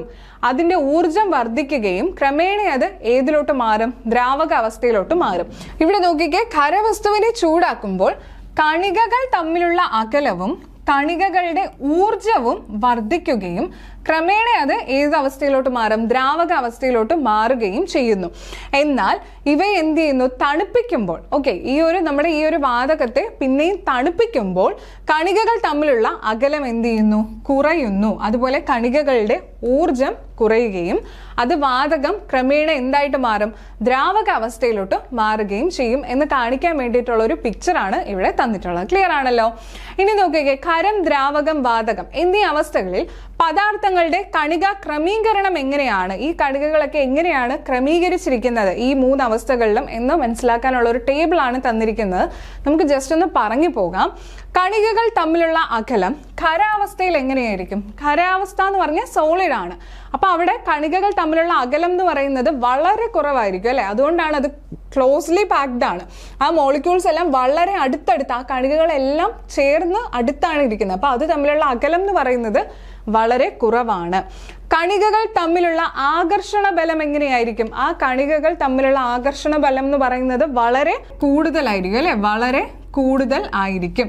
അതുപോലെ കണികകളുടെ ചലന വേഗത എങ്ങനെയായിരിക്കും? അവിടെ സോളിഡ്, അതായത് ഖരാവസ്ഥയിൽ കണികകളുടെ ചലന വേഗത അതിന് നീങ്ങാനായിട്ട് കഴിയോ? ഇല്ല. അതുകൊണ്ടാണ് അത് അത്രയും ക്ലോസ് ആയിട്ടിരിക്കുന്നതുകൊണ്ടാണ് ഒരു സോളിഡ് സബ്സ്റ്റൻസ് ആയിട്ട് ഇരിക്കുന്നത്. അപ്പോൾ കണികകളുടെ ചലനം എന്ന് പറയുന്നത് ഖരാവസ്ഥയിൽ വളരെ കുറവായിരിക്കും. കണികകളുടെ ഊർജം എന്ന് പറയുന്നത് ഇവിടെ എങ്ങനെയായിരിക്കും? വളരെ കുറവായിരിക്കും. കാരണം അതിന് ചലിക്കാനായിട്ട് പറ്റില്ല, അത് അത്രയും ഊർജം കുറവാണ്. അതുകൊണ്ടാണ് അതെല്ലാം ക്ലോസ്ലി പാക്ഡ് ആയിട്ട് വളരെ അടുത്ത് ആകർഷണ ബലം ഉള്ള വസ്തുവായിട്ട് ഖരാവസ്ഥയിൽ ഇരിക്കുന്നത്. ക്ലിയർ അല്ലേ? ഇനി ദ്രാവകാവസ്ഥയിലോട്ട് പോയാലോ? കണികകൾ തമ്മിലുള്ള അകലം എങ്ങനെയായിരിക്കും? കണികകൾ തമ്മിലുള്ള അകലം ദ്രാവകാവസ്ഥയിൽ ഈ ഒരു ഖരാവസ്ഥയെ വെച്ച് നോക്കുകയാണെന്നുണ്ടെങ്കിൽ കൂടുതലായിരിക്കും. ഖരാവസ്ഥയെ വെച്ച് നോക്കുമ്പോൾ കണികകൾ തമ്മിലുള്ള അകലം എങ്ങനെയായിരിക്കും? കൂടുതലായിരിക്കും. ഏത് വെച്ച് നോക്കുമ്പോൾ? ഖരാവസ്ഥയെ വെച്ച് നോക്കുമ്പോൾ ഖരാവസ്ഥയേക്കാൾ കൂടുതലായിരിക്കും. ക്ലിയർ അല്ലേ? ഖരാവസ്ഥയേക്കാൾ കൂടുതലായിരിക്കും. അതുപോലെ ആകർഷണ ബലം എങ്ങനെയായിരിക്കും? സെയിം, ഖരാവസ്ഥയെ വെച്ച് നോക്കുമ്പോൾ ഇവിടെ ആകർഷണ ബലം കുറവായിരിക്കും. മറ്റേതിലാണെങ്കിൽ ഖരാവസ്ഥയിൽ ആകർഷണ ബലം കൂടുതലാണ്, അതുകൊണ്ടാണ് അത് അത്രയും ക്ലോസ്ഡ് ആയിട്ടിരിക്കുന്നത്. എന്നാൽ ദ്രാവകാവസ്ഥയിൽ അത്രയും ആകർഷണ ബലം ഉണ്ടോ? ഇല്ല, ഇച്ചിരി കുറവാണ്. ഏതിനെ വെച്ച് നോക്കുമ്പോൾ? ഖരത്തെ വെച്ച് നോക്കുമ്പോൾ ഇച്ചിരി കുറവാണ്. എന്നാൽ വാതകം നോക്കുമ്പോൾ എന്താണ്? വളരെ കുറവാണ് ആകർഷണ ബലം. അതുകൊണ്ടാണ് അത് അവിടെ ആയിട്ട് വാതകം ഒരു ബീക്കറിൽ നമ്മൾ ഇട്ട് വെക്കുകയാണെന്നുണ്ടെങ്കിൽ അവിടെ ആയിരിക്കും കിടക്കുന്നത്. ആകർഷണ ബലം വളരെ കുറവായിരിക്കും. ഇനി നോക്കിക്കേ, കണികകളുടെ ചലനം എങ്ങനെയായിരിക്കും? ഖരാവസ്ഥയിൽ കണികകളുടെ ചലനം വളരെ കുറവാണ്. എന്നാൽ ദ്രാവകാവസ്ഥയിലോ കണികകളുടെ ചലനം ഈ ഒരു ഖരാവസ്ഥയെ വെച്ച് നോക്കുമ്പോൾ, ഖരത്തെ വെച്ച് നോക്കുമ്പോൾ കൂടുതലാണ് അല്ലെ? ഖരത്തെ വെച്ച് നോക്കുമ്പോൾ ചലനം കൂടുതലാണ്. വാതകാവസ്ഥയിൽ എങ്ങനെയായിരിക്കും? ഖരത്തെ വെച്ച് നോക്കിക്കഴിഞ്ഞാലും ദ്രാവകത്തെ വെച്ച് നോക്കിക്കഴിഞ്ഞാലും വളരെ കൂടുതലാണ് ഇതിൻ്റെ ചലനം എന്ന് പറയുന്നത്. വാതകാവസ്ഥയിൽ വളരെ കൂടുതലാണ്, വളരെ വേഗത്തിലുള്ള ചലനമാണ് നടക്കുന്നത്. ഇനി കണികകളുടെ ഊർജം എങ്ങനെയായിരിക്കും? ദ്രാവകാവസ്ഥയിൽ ഖരത്തെ അപേക്ഷിച്ച് കൂടുതലായിരിക്കും, എനർജി കൂടുതലായിരിക്കും. അതുകൊണ്ടാണ് അതിന് അങ്ങോട്ടും ഇങ്ങോട്ടും ഒക്കെ മൂവ് ചെയ്യാനായിട്ട് പറ്റുന്നത്. വാതകാവസ്ഥയിലാണെങ്കിലോ വളരെ കൂടുതലായിരിക്കും ഊർജം എന്ന് പറയുന്നത്. വാതകാവസ്ഥയിൽ നമ്മുടെ ദ്രവ്യത്തിന്റെ ഊർജം എന്ന് പറയുന്നത് വളരെ കൂടുതലാണ്. കണികകൾ തമ്മിലുള്ള അകലം വാതകാവസ്ഥയിൽ എങ്ങനെയായിരിക്കും? കണികകൾ തമ്മിലുള്ള അകലം വളരെ കൂടുതലായിരിക്കും അല്ലെ? വളരെ കൂടുതലാണ്. അപ്പൊ ഇതൊന്ന് ജസ്റ്റ് മനസ്സിലാക്കി വെച്ചിരുന്നാൽ മതി. PSC ചോദിക്കുവാണെങ്കിൽ നിങ്ങൾക്ക് ഇത് ക്ലിയർ ആയിട്ട് എഴുതാൻ പറ്റണം. അപ്പൊ ഈ ഒരു ബോക്സും കൂടി ഒന്ന് നോക്കി വെക്കുക. ഓക്കെ, അടുത്ത നോക്കിക്കേ, കർപ്പൂരം, നാഫ്തലിൻ. നാഫ്തലിൻ എന്ന് പറഞ്ഞാൽ എന്താടാ? പാറ്റ ഗുളികയാണ് നാഫ്തലിൻ എന്ന് പറയുന്നത്. ഈ തുടങ്ങിയ ഖരാവസ്ഥകളെല്ലാം ചൂടാക്കുമ്പോൾ അവ നേരിട്ട് വാതകമായി മാറുന്നു. ഇതിനെയാണ് ഉത്പതനം അഥവാ സബ്ലിമേഷൻ എന്ന് പറയുന്നത്. ഇത്രയേ ഉള്ളൂ. നമ്മൾ നേരത്തെ കണ്ടതാണ്. ഖരത്തെ ചൂടാക്കുമ്പോൾ അത് ദ്രാവകാവസ്ഥയിലോട്ട് മാറും. ദ്രാവകാവസ്ഥയിൽ നിന്നും വീണ്ടും ചൂടാക്കുമ്പോഴാണ് അതൊരു വാതകാവസ്ഥയിലോട്ട് പോകുന്നത്. എന്നാൽ കർപ്പൂരം, നാഫ്തലിൻ തുടങ്ങിയ ഖരാവസ്ഥയിലുള്ള വസ്തുക്കളാണ്. അത് ചൂടാക്കുമ്പോൾ അത് ഡയറക്റ്റ് ആയിട്ട് എങ്ങനെ മാറുവാണ്? വാതകാവസ്ഥയിലോട്ട് മാറുവാണ്. ഖരത്തെ ചൂടാക്കുമ്പോൾ അത് നേരെ ഏത് അവസ്ഥയിലോട്ട് മാറുന്നു? വാതക അവസ്ഥയിലോട്ട് ഡയറക്റ്റ് ആയിട്ട് മാറുവാണ്. ഇതിനിടയിൽ ദ്രാവകം വരുന്നില്ല. അങ്ങനെ നേരിട്ട് വാതകമായിട്ട് മാറുന്നതിനെയാണ് ഉൽപ്പതനം അഥവാ സബ്ലിമേഷൻ എന്ന് പറയുന്നത്. ക്ലിയർ അല്ലേ? ഉൽപ്പതനം അഥവാ സബ്ലിമേഷൻ എന്ന് പറയുന്നത് ഒരു ഖരാവസ്ഥയിലുള്ള വസ്തു ഡയറക്റ്റ് ആയിട്ട് അല്ലെങ്കിൽ നേരിട്ട് വാതകാവസ്ഥയിലോട്ട് മാറുന്നെങ്കിൽ അതിനെയാണ് ഉത്പതനം അഥവാ സബ്ലിമേഷൻ എന്ന് പറയുന്നത്. ക്ലിയർ അല്ലേ? ഇനി നോക്കിക്കേ, ഒരവസ്ഥയിലുള്ള പദാർത്ഥം മറ്റൊരവസ്ഥയിലേക്ക് മാറുന്നതിനെ അവസ്ഥാ പരിവർത്തനം എന്ന് പറയുന്നു. ഇത് ക്ലിയർ ആയിട്ട് മനസ്സിലാക്കി വെക്കുക. ഇത് രണ്ടും കൺഫ്യൂസിങ് ആവരുത്. അവസ്ഥാ പരിവർത്തനം എന്നാൽ എന്താണ്? ഒരവസ്ഥയിലുള്ള ഒരു പദാർത്ഥം അത് മറ്റൊരവസ്ഥയിലേക്ക് മാറുന്നതിനെയാണ് അവസ്ഥാ പരിവർത്തനം എന്ന് പറയുന്നത്. ഓക്കെ ആണല്ലോ? അടുത്ത നോക്കിക്കേ, രാസമാറ്റങ്ങളും ഊർജ്ജമാറ്റവും എന്നൊരു ടോപ്പിക്കാണ് അടുത്ത നമ്മൾ ഡിസ്കസ് ചെയ്യാൻ പോകുന്നത്. അതായത് ഒരു സബ്സ്റ്റൻസ്, രണ്ട് റിയാക്ടൻസ് അല്ലെങ്കിൽ രണ്ട് വസ്തുക്കൾ നമ്മൾ എടുത്തിട്ട് അവ തമ്മിൽ ഒന്ന് റിയാക്ഷൻ നടക്കുമ്പോൾ മറ്റൊരു വസ്തു എന്ത് ചെയ്യുന്നുണ്ട്? അവിടെ രൂപപ്പെടുന്നുണ്ട്. അപ്പോൾ അതുമായിട്ട് ബന്ധപ്പെട്ടുള്ള കുറച്ച് കാര്യങ്ങളാണ് നമ്മളിവിടെ നോക്കുന്നത്. ഒരു ഉദാഹരണമായിട്ട് ഞാൻ പറയാം. ഒരു ടൈൽ എടുക്കുക. നമ്മുടെ SCRT-യിൽ തന്നിട്ടുള്ള ഒരു ഉദാഹരണമാണ്. ഒരു ടൈലിന് മേളിൽ പൊട്ടാസ്യം പെർമാംഗനേറ്റ് എന്ത് ചെയ്യുക? ഇടുക. ഇനി അതിൻ്റെ മുകളിലോട്ടായിട്ട് ഗ്ലിസറിൻ, അതിൻ്റെ ആ ഒരു നടുഭാഗത്തായിട്ട് കുറച്ച് ഗ്ലിസറിൻ ആഡ് ചെയ്യുമ്പോൾ എന്ത് സംഭവിക്കും എന്നുള്ളത്. അതായത് ഇവിടെ നമ്മൾ രണ്ട് സാധനങ്ങൾ എടുത്തിട്ടുണ്ട്. പൊട്ടാസ്യം പെർമാംഗനേറ്റും ഗ്ലിസറിനും എടുത്തിട്ടുണ്ട്. ഇത് രണ്ടും കൂടി, ഇതിൻ്റെ കൂടെ കോമ്പിനേഷൻ അല്ലെങ്കിൽ ഒരു റിയാക്ഷൻ നടക്കുമ്പോൾ അവിടെ മറ്റൊരു വസ്തു എന്ത് ചെയ്യുന്നുണ്ട്? രൂപപ്പെടുന്നുണ്ട്. അല്ലെങ്കിൽ മറ്റൊരു പ്രവർത്തനം, എന്തോ ഒരു മാറ്റം അവിടെ എന്ത് ചെയ്യുന്നുണ്ട്? സംഭവിക്കുന്നുണ്ട്. അപ്പോൾ ഇവിടെ ഞാനൊരു വീഡിയോ എടുത്തിട്ടുണ്ട്. നിങ്ങൾ നോക്കിയേ. ഇതാണ് പൊട്ടാസ്യം പെർമാംഗനേറ്റ്. ഈ ഒരു പൊട്ടാസ്യം പെർമാംഗനേറ്റിന് മുകളിലായിട്ട് ഗ്ലിസറിൻ ഒഴിച്ചപ്പോൾ അത് കണ്ടോ, പെട്ടെന്ന് തന്നെ കത്തിപ്പിടിച്ചു. അത് അവിടെ താപം റിലീസായി. അവിടെ എന്തുണ്ടായി? അവിടെ ഒരു വലിയ രീതിയിലുള്ള ഒരു തീ ഉണ്ടായി. അങ്ങനെ ഇതെന്തായി? മറ്റൊരു പ്രോഡക്റ്റ് ആയിട്ട് അവിടെ മാറുന്നുണ്ട്. അപ്പോൾ ഇത് മനസ്സിലാക്കി തരാൻ വേണ്ടിയിട്ടാണ് ഇതെടുത്തത്. പൊട്ടാസ്യം പെർമാംഗനേറ്റിലോട്ട് ഗ്ലിസറിൻ ഒഴിച്ചപ്പോൾ അവിടെ എന്തായാലും ഭയങ്കരമായിട്ടൊരു റിയാക്ഷനാണ് ഉണ്ടായത്. തീ വന്നു, അവിടെ താപം വന്നു അല്ലേ? തീ വരുമ്പോൾ സ്വാഭാവികമായിട്ടും എന്ത് വരും? താപം വരും. അതുപോലെ അത് കത്തി മറ്റൊരു പ്രോഡക്റ്റ് ആയിട്ട് മാറുന്നു. അപ്പൊ നോക്കിക്കേ, ഒരു രാസപ്രവർത്തനത്തിൽ പങ്കെടുക്കുന്ന പദാർത്ഥങ്ങൾ അഭികാരങ്ങൾ എന്നും പുതിയതായി ഉണ്ടാകുന്ന പദാർത്ഥങ്ങളെ നമ്മൾ ഉൽപ്പന്നങ്ങൾ അല്ലെങ്കിൽ പ്രോഡക്ട്സ് എന്നുമാണ് പറയുന്നത്. ഇവിടെ നമ്മുടെ റിയാക്ടൻസ് അല്ലെങ്കിൽ അഭികാരങ്ങൾ എന്ന് പറയുന്നത് എന്തായിരുന്നു? പൊട്ടാസ്യം പെർമാംഗനേറ്റും ഗ്ലിസറിനും ആയിരുന്നു അല്ലെ. ഇവിടെ നമ്മൾ എടുത്തത് പൊട്ടാസ്യം പെർമാംഗനേറ്റും ഗ്ലിസറിനും എന്ന് പറയുന്ന അഭികാരങ്ങൾ അഥവാ റിയാക്ടൻസ് ആണ്. ഇത് തമ്മിൽ റിയാക്ട് ചെയ്ത് ഒരു പ്രോഡക്റ്റ് ഉണ്ടാകുമ്പോൾ അതിനെ നമ്മൾ എന്താണ്, ഉൽപ്പന്നം എന്ന് പറയും, പ്രോഡക്റ്റ് എന്ന് പറയും എന്നാണ് അറിയപ്പെടുന്നത്. അപ്പോൾ ഇത്രയേ ഉള്ളൂ. ഒരു രാസപ്രവർത്തനത്തിൽ പങ്കെടുക്കുന്ന പദാർത്ഥങ്ങളെയാണ് അഭികാരങ്ങൾ അഥവാ റിയാക്ടൻസ് എന്ന് പറയുന്നത്. അതിന്റെ ഫലമായിട്ട് പുതുതായിട്ട് ഉണ്ടാകുന്ന ഉൽപ്പന്നത്തെയാണ് പ്രോഡക്ട്സ് എന്ന് പറയുന്നത്. ക്ലിയർ അല്ലേ? ഇനി അടുത്ത് നോക്കിക്കേ, താപരാസ പ്രവർത്തനങ്ങൾ. എന്തൊക്കെ തരത്തിലുള്ള കെമിക്കൽ റിയാക്ഷൻസ് ആണുള്ളത് എന്നാണ് നമ്മൾ അടുത്തത് പഠിക്കാൻ പോകുന്നത്. ആദ്യം നോക്കുക, താപരാസ പ്രവർത്തനങ്ങൾ അഥവാ തെർമോ കെമിക്കൽ റിയാക്ഷൻസ് എന്ന് പറയും. താപരാസ പ്രവർത്തനങ്ങൾ അഥവാ തെർമോ കെമിക്കൽ റിയാക്ഷൻസ്. ഈ ഒരു തെർമോ കെമിക്കൽ റിയാക്ഷൻസ് എന്ന് പറഞ്ഞു കഴിഞ്ഞാൽ എന്താണ്? താപോർജം, അതായത് ഹീറ്റ് എനർജി ഒന്നുകിൽ പുറത്തേക്ക് വിടുന്നു അല്ലെങ്കിൽ അത് ആഗിരണം ചെയ്യുന്നു, അതായത് അകത്തേക്ക് അല്ലെങ്കിൽ അബ്സോർബ് ചെയ്യുന്നു. അങ്ങനെയുള്ള രാസപ്രവർത്തനങ്ങളെയാണ് പൊതുവെ നമ്മൾ താപരാസ പ്രവർത്തനങ്ങൾ അഥവാ തെർമോ കെമിക്കൽ റിയാക്ഷൻസ് എന്ന് പറയുന്നത്. ഇവിടെ താപോർജമാണ് മെയിൻ ആള്. ഒന്നുകിൽ എന്ത് ചെയ്യുന്നു, പുറത്തു വിടുന്നു, അല്ലെങ്കിൽ അത് ആഗിരണം ചെയ്യുന്നു. ഇങ്ങനെ നടക്കുന്ന രാസപ്രവർത്തനങ്ങളെയാണ് പൊതുവായി താപരാസ പ്രവർത്തനങ്ങൾ എന്ന് പറയുന്നത്. നിങ്ങൾക്ക് കൂടുതൽ ഉദാഹരണം വെച്ച് ക്ലിയർ ആവും. നമുക്ക് നോക്കിക്കേ, മഗ്നീഷ്യം അതിനെ നേർപ്പിച്ച ഹൈഡ്രോക്ലോറിക് ആസിഡുമായി പ്രവർത്തിക്കുമ്പോൾ അവിടെ ഉണ്ടാകുന്ന വാതകമാണ് ഇത്, ഹൈഡ്രജൻ എന്ന് പറയുന്ന വാതകം. മഗ്നീഷ്യത്തെ ഹൈഡ്രോക്ലോറിക് ആസിഡ്, നേർപ്പിച്ച ഹൈഡ്രോക്ലോറിക് ആസിഡിൽ ഒരു ടെസ്റ്റ് ട്യൂബ് എടുക്കുക, അതിൽ നേർപ്പിച്ച ഹൈഡ്രോക്ലോറിക് ആസിഡ് ഉണ്ടായിരിക്കണം. അതിലോട്ട് മഗ്നീഷ്യം നമ്മൾ ആഡ് ചെയ്യുമ്പോൾ അവിടെ എന്തുണ്ടാവും, ഹൈഡ്രജൻ എന്ന് പറയുന്ന വാതകം ഉണ്ടാകുന്നു എന്നാണ് പറയുന്നത്. അത് മനസ്സിലാക്കാനായിട്ട് ആ ടെസ്റ്റ് ട്യൂബിന്റെ അറ്റത്ത് ഒരു തീപ്പെട്ടി കൊള്ളി കൊണ്ട് വെക്കുമ്പോൾ പോപ്പ് എന്ന് പറയുന്ന ഒരു സൗണ്ട് നമുക്ക് കേൾക്കാൻ പറ്റും. ആ സൗണ്ട് അവിടെ ഉണ്ടായതിന് കാരണം എന്താണ്? ഹൈഡ്രജൻ എന്ന വാതകം അവിടെ ഉണ്ടായത് കൊണ്ടാണ്. ഏത് വാതകമാണ്? ഹൈഡ്രജൻ എന്ന വാതകം ഉണ്ടായത് കൊണ്ടാണ് അങ്ങനെ ഒരു സൗണ്ട് എന്ത് ചെയ്യുന്നത് അവിടെ കേൾക്കുന്നത്. അപ്പൊ മഗ്നീഷ്യം നേർപ്പിച്ച ഹൈഡ്രോക്ലോറിക് ആസിഡുമായിട്ട് പ്രവർത്തിക്കുമ്പോൾ ഉണ്ടാകുന്ന വാതകം ഏതാണ്? ഹൈഡ്രജൻ വാതകമാണ്. ഇമ്പോർട്ടന്റ് ആണ്. അതുപോലെ നീറ്റുകക്ക ജലവുമായിട്ട് പ്രവർത്തിക്കുമ്പോൾ ഉണ്ടാവുന്നത് ചുണ്ണാമ്പും അതുപോലെ എന്താണ്, താപവും ഉണ്ടാവുന്നു. ചുണ്ണാമ്പും താപവുമാണ് അവിടെ ഉണ്ടാവുന്നത്. ഹീറ്റും ഉണ്ടാവുന്നുണ്ട് കേട്ടോ. താപവും ചുണ്ണാമ്പും താപവും അല്ലെങ്കിൽ ഹീറ്റും അവിടെ എന്ത് ചെയ്യുന്നുണ്ട്, ഉണ്ടാവുന്നുണ്ട് പുറത്തോട്ട്. അതായത് ഈ രണ്ട് അഭികാരങ്ങൾ അഥവാ റിയാക്ടൻസ് തമ്മിൽ ചേരുമ്പോൾ ഉണ്ടായത് എന്തൊക്കെയാണ്? ചുണ്ണാമ്പും താപവും. പുറത്തു വിട്ടില്ലേ? നമ്മൾ നേരത്തെ പറഞ്ഞതാണ്, താപോർജത്തെ ഒന്നുകിൽ പുറത്തു വിടണം അല്ലെങ്കിൽ ആഗിരണം ചെയ്യണം. അതിനെയാണ് താപോർജ പ്രവർത്തനം അല്ലെങ്കിൽ തെർമോ കെമിക്കൽ റിയാക്ഷൻസ് എന്ന് പറഞ്ഞു. അപ്പൊ ഇവിടെ നീറ്റുകക്ക ജലവുമായി പ്രവർത്തിച്ചപ്പോൾ ഉണ്ടായത് എന്തൊക്കെയാണ്? ചുണ്ണാമ്പും താപവും പുറത്തുവിടുകയും ചെയ്തു. അതുപോലെ നോക്കിക്കേ, ഒരു രാസപ്രവർത്തനത്തിന്റെ ഫലമായി താപം പുറത്തു വിടുന്നുവെങ്കിൽ അത്തരം പ്രവർത്തനങ്ങളെയാണ് നമ്മൾ താപമോചക പ്രവർത്തനങ്ങൾ അഥവാ എക്സോതെർമിക് റിയാക്ഷൻസ് എന്ന് പറയുന്നത്. ക്ലിയർ ആയിട്ട് മനസ്സിലാക്കുക.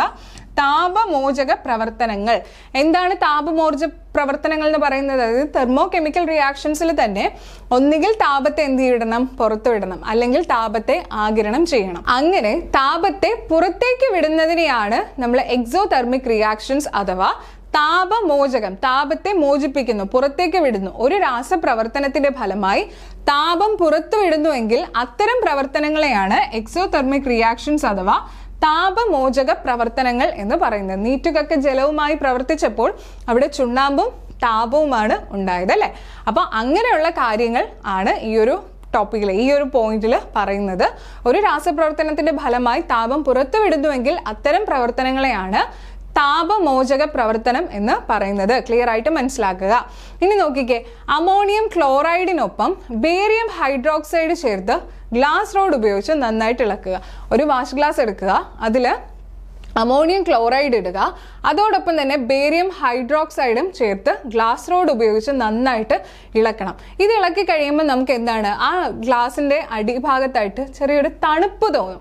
അങ്ങനെ തണുപ്പ് തോന്നുന്നത് എന്തുകൊണ്ടാണ്? രാസപ്രവർത്തനങ്ങളിൽ താപോർജം ആഗിരണം ചെയ്യപ്പെടുന്നുവെങ്കിൽ അത്തരം പ്രവർത്തനങ്ങൾ താപ ആഗിരണ പ്രവർത്തനങ്ങൾ എന്ന് പറയുന്നു, അഥവാ എൻഡോതെർമിക് റിയാക്ഷൻസ് എന്ന് പറയുന്നു. താപത്തെ അവിടെ ആഗിരണം ചെയ്യുവാണ് ചെയ്യുന്നത്. അങ്ങനെയുള്ള പ്രവർത്തനങ്ങളെയാണ് എൻഡോതെർമിക് റിയാക്ഷൻസ് എന്ന് അറിയപ്പെടുന്നത്. ക്ലിയർ അല്ലേ?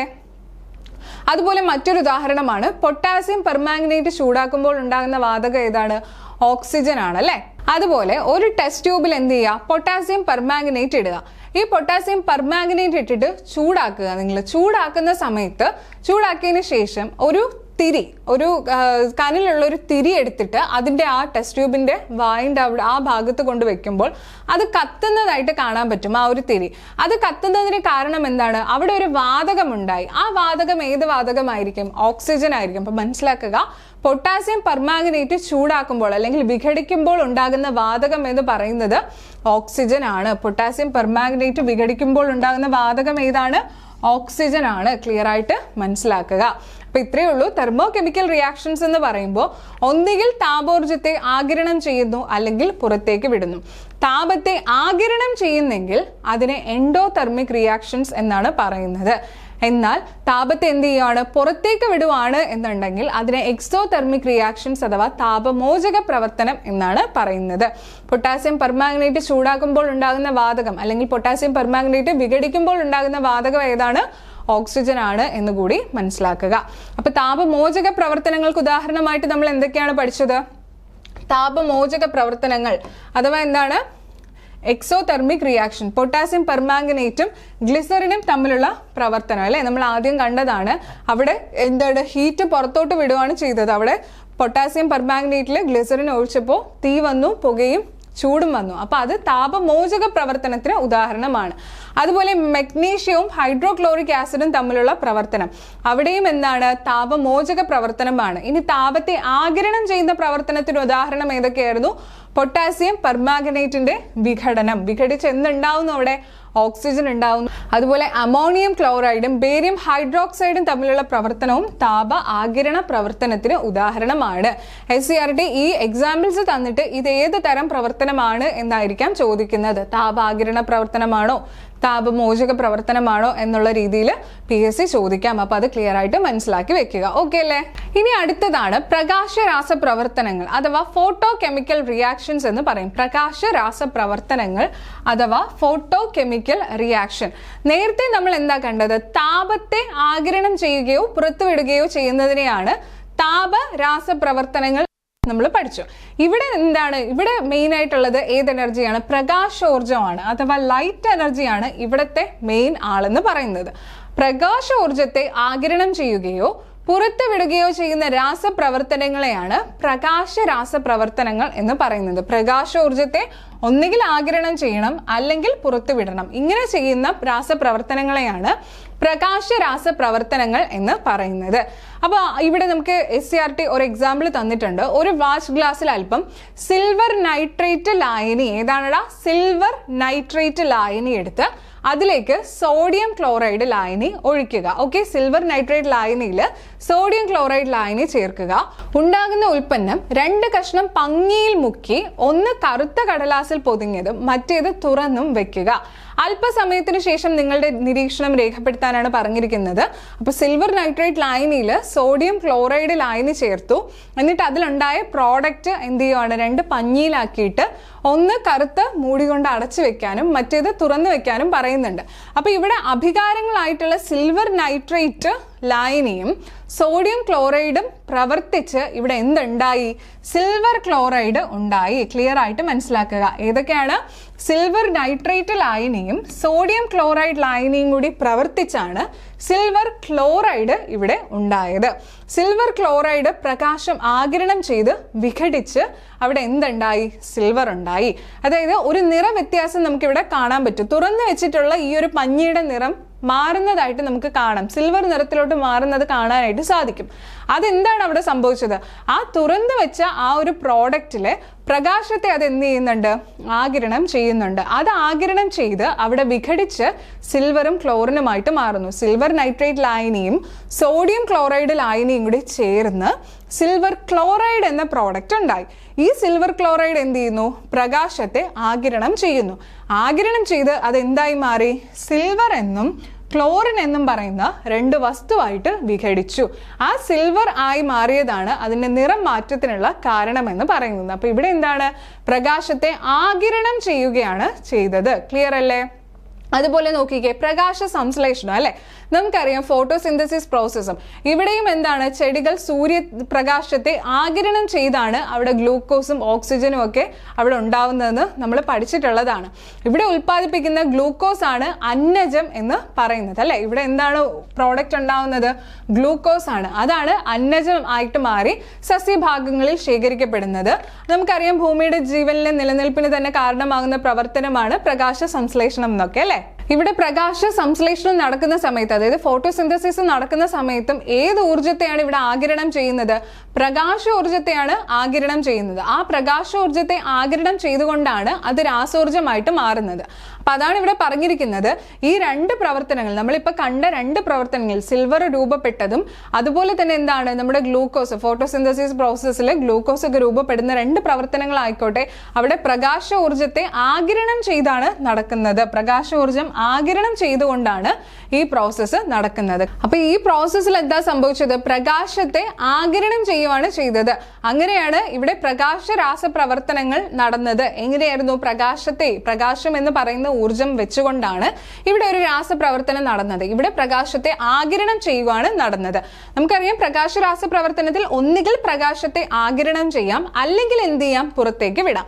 ഇത് ആഗിരണം ചെയ്യുന്നതുമായിട്ട് ബന്ധപ്പെട്ടാണ് നമ്മൾ ഈ ഒരു ഫോട്ടോസിന്തസിസിന്റെ കേസ് പറയുന്നത്. ഇനി പുറത്ത് വിടുന്നതുകൊണ്ട്, പ്രകാശത്തെ പുറത്ത് വിടുന്ന പ്രവർത്തനങ്ങളുമുണ്ട്. അതെന്താണെന്ന് നമുക്കൊന്ന് നോക്കാം. മിന്നാമിനുങ്ങിന്റെ ശരീരത്തിൽ ലൂസിഫറസ് എന്ന് പറയുന്ന ഒരു എൻസൈം ഉണ്ട്. എന്താണ് എൻസൈമിന്റെ പേര്, ലൂസിഫറസ് എന്നാണ്. ക്ലിയർ ആയിട്ട് മനസ്സിലാക്കുക. ലൂസിഫറസ് എന്ന ഒരു എൻസൈം മിന്നാമിനുങ്ങിന്റെ ദേഹത്തുണ്ട്. ഈ ഒരു എൻസൈമിന്റെ സഹായത്തോടെ ലൂസിഫറിൻ എന്ന രാസവസ്തു ഓക്സിജനുമായിട്ട് പ്രവർത്തിച്ചാണ് അവിടെ ഒരു ദൃശ്യപ്രകാശം പുറത്തുവിടുന്നത്. നമുക്കറിയാം മിന്നാമിനുങ്ങിന്റെ ആ ഒരു ലൈറ്റ് പുറത്തു വരും അല്ലെ, ഇരുട്ടത്തൊക്കെ നോക്കി കഴിഞ്ഞാൽ ആ ഒരു ലൈറ്റ് നമുക്ക് കാണാൻ പറ്റും. ആ ഒരു പ്രകാശം എങ്ങനെയാണ് ഉണ്ടാവുന്നത്, അതിന്റെ ശരീരത്തിലെ ലൂസിഫറസ് എന്ന് പറയുന്ന എൻസൈം ലൂസിഫറിൻ എന്ന ഒരു രാസവസ്തുവായിട്ട് മാറുന്നുണ്ട്. അതെങ്ങനെയാണ്, ഓക്സിജനുമായിട്ട് പ്രവർത്തിച്ചാണ് ദൃശ്യപ്രകാശത്തെ പുറത്തേക്ക് വിടുന്നത്. നോക്കുക ക്ലിയർ ആയിട്ട്.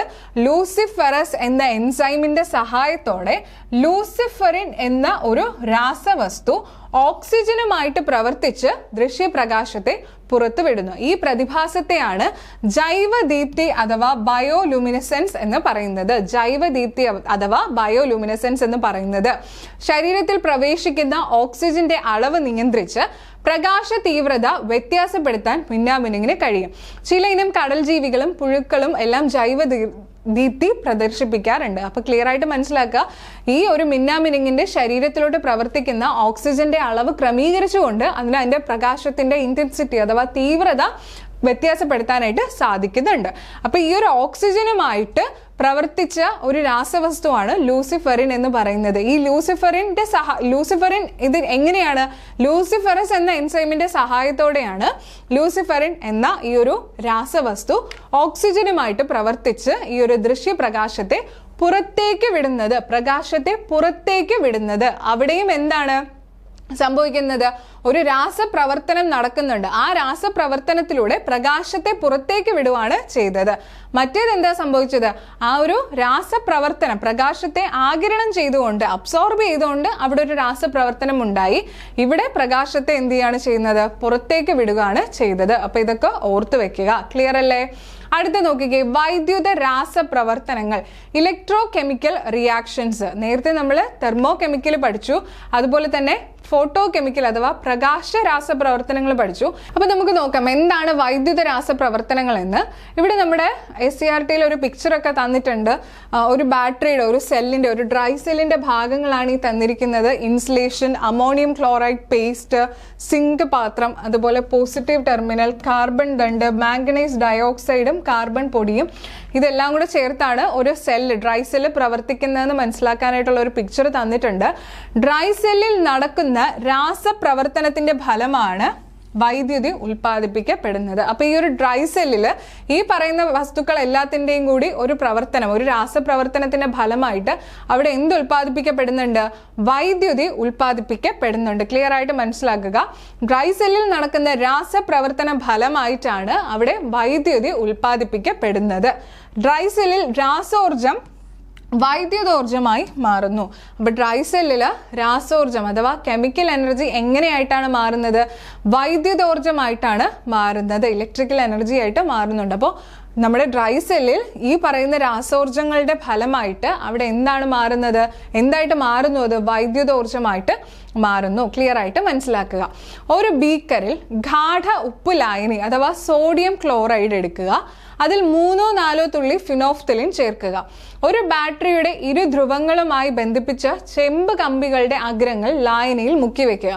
ഈ ഒരു പിക്ചറിൽ തന്നിരിക്കുന്നത് പോലെ ഒരു ബീക്കറിൽ ഉപ്പ് ലായനി അഥവാ സോഡിയം ക്ലോറൈഡ് എടുക്കുക. അതിൽ 3-4 തുള്ളി ഫിനോഫ്തലിൻ ഒഴിച്ചു വെക്കുക. ഒരു ബാറ്ററിയുടെ ഇരു ധ്രുവങ്ങളുമായിട്ട് ബന്ധിപ്പിച്ചിട്ടുള്ള ചെമ്പ് കമ്പികളുടെ അഗ്രങ്ങൾ ഈ ലായനിയിലോട്ട് മുക്കി വെക്കുക. എന്തായിരിക്കും ഇവിടെ സംഭവിക്കുന്നത്? അപ്പൊ ഇങ്ങനെ ഒരു രാസപ്രവർത്തനം നടക്കുന്നതിന്റെ ഫലമായിട്ട് ഇവിടെ എന്ത് സംഭവിച്ചു? സോഡിയം ക്ലോറൈഡ് എന്ന് പറയുന്ന ഈ ഒരു ലായനിക്ക് വിഘടനം സംഭവിച്ചുകൊണ്ട് സോഡിയം ഹൈഡ്രോക്സൈഡ് എന്ന ബേസ് ഇവിടെ ഉൽപ്പന്നമായിട്ട് ലഭിക്കുന്നു. ഈ ബേസ് ആണ് ഇതിന് പിങ്ക് നിറം നൽകാനായിട്ട് കാരണമാകുന്നത്. കണ്ടോ? അപ്പൊ ഇതുപോലൊരു ഇലക്ട്രോ കെമിക്കൽ റിയാക്ഷന്റെ കാര്യമാണ് നമ്മൾ പറയുന്നത്. ഇതുപോലെ വൈദ്യുതി കടത്തി വിടുമ്പോൾ ഇവിടെ എന്താണ്? സോഡിയം ക്ലോറൈഡ് ലായനിക്ക് വിഘടനം സംഭവിച്ച് സോഡിയം ഹൈഡ്രോക്സൈഡ് എന്ന ബേസ് ഉണ്ടാവുന്നു. ഇത് കാരണം ഈ ലായനിക്ക് പിങ്ക് നിറം ഉണ്ടാവുന്നുണ്ട്. ക്ലിയർ അല്ലേ? അപ്പൊ ഇവിടെ എന്താണ്? ഇവിടെ വൈദ്യുതോർജ്ജം ആഗിരണം ചെയ്താണ് രാസപ്രവർത്തനം നടന്നത്. ഇവിടെ എന്താ സംഭവിച്ചത്? ഈ ഒരു വൈദ്യുതോർജ്ജത്തെ ആഗിരണം ചെയ്തുകൊണ്ടാണ് ഇവിടെ ഒരു രാസപ്രവർത്തനം സംഭവിച്ചതെന്ന് ക്ലിയർ ആയിട്ട് മനസ്സിലാക്കുക. അടുത്ത നോക്കിക്കേ, അല്പം ആസിഡ് ചേർത്ത ജലത്തിലൂടെ വൈദ്യുതി കടത്തിവിട്ടാൽ അത് ഹൈഡ്രജനും ഓക്സിജനുമായിട്ട് വിഘടിക്കുന്നു. ഒരു ബീക്കറിൽ ആസിഡ് ചേർത്ത ജലം എടുക്കുക. അതിലോട്ട് നമ്മൾ വൈദ്യുതി കടത്തി വിടുവാണെങ്കിൽ അവിടെ എന്താവും? ആ ഒരു ജലം വിഘടിച്ച് ഹൈഡ്രജൻ, ഓക്സിജൻ എന്നിങ്ങനെ മാറും. ഇവിടെ വൈദ്യുതോർജ്ജത്തെ ആഗിരണം ചെയ്താണ് ഇവിടെയും എന്ത് സംഭവിച്ചത്? ജലം വിഘടിച്ച് ഹൈഡ്രജനും ഓക്സിജനുമായിട്ട് മാറിയത്.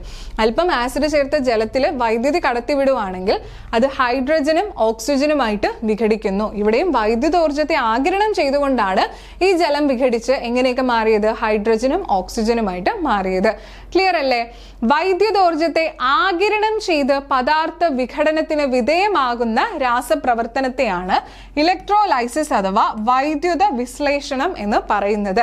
എന്താണ് പറഞ്ഞത്? വൈദ്യുതോർജ്ജത്തെ ആഗിരണം ചെയ്തുകൊണ്ട് ഒരു പദാർത്ഥം വിഘടിച്ച് വിഘടനത്തിന് വിധേയമായി അവിടെ ഒരു രാസപ്രവർത്തനം നടക്കുമ്പോൾ അതിനെയാണ് എന്തെന്ന് പറയുന്നത്?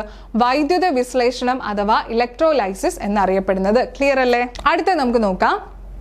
ഒരു ബീക്കർ എടുക്കുക. ഈ ഒരു ബീക്കറിൽ ഈ കാണുന്നത് പോലെ തന്നെ കണക്ട് ചെയ്ത് വെക്കുക. ഒരു പോസിറ്റീവ് സെല്ലും നെഗറ്റീവ് സെല്ലും ഉണ്ട്. ഇവിടെ ഒരു ചെമ്പ് തകിടിട്ടിട്ടുണ്ട്. ഒരു ഇരുമ്പ് വളയാണ് ഇവിടെ ഉള്ളത്. അതുപോലെ കോപ്പർ സൾഫേറ്റ് ലായനിയും ഇവിടെ തന്നിട്ടുണ്ട്. അപ്പൊ നമ്മുടെ ഉദ്ദേശം എന്താണ്?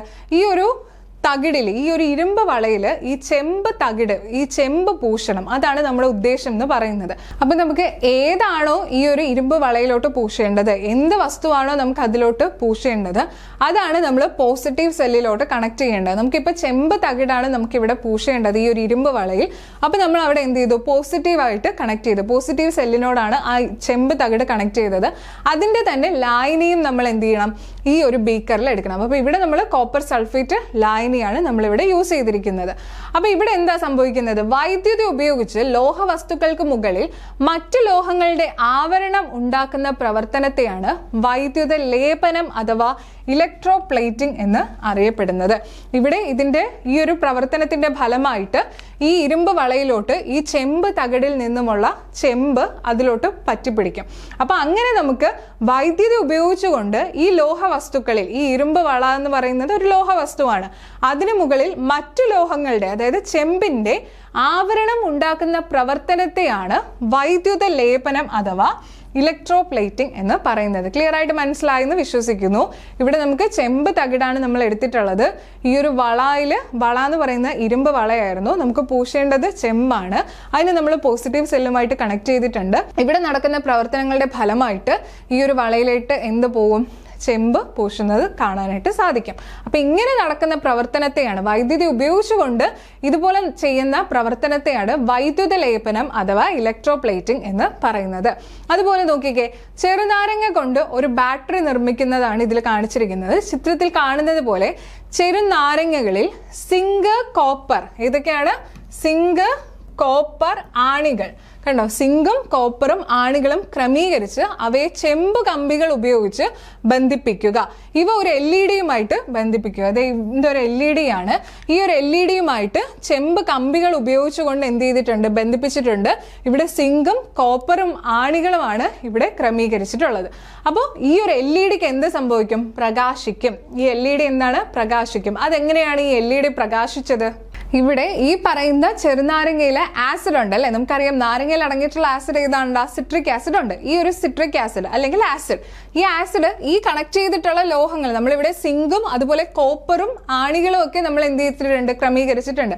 ഈ ആസിഡ് ഈ ലോഹങ്ങളുമായിട്ട് പ്രവർത്തിച്ചാണ് ഇവിടുത്തെ ഈ ഒരു LED ലൈറ്റ് പ്രകാശിച്ചത്. അപ്പൊ ഇവിടുത്തെ എക്സാമ്പിൾ എന്താണ്, രാസപ്രവർത്തനം ഇവിടെ നടന്നു. നമ്മുടെ ഈ ഒരു ആസിഡും ലോഹവുമായിട്ട് തമ്മിലൊരു രാസപ്രവർത്തനം നടന്നുകൊണ്ട് വൈദ്യുതോർജ്ജത്തെ എന്ത് ചെയ്യുകയാണ്, പുറത്തേക്ക് വിടുകയാണ് ചെയ്യുന്നത്.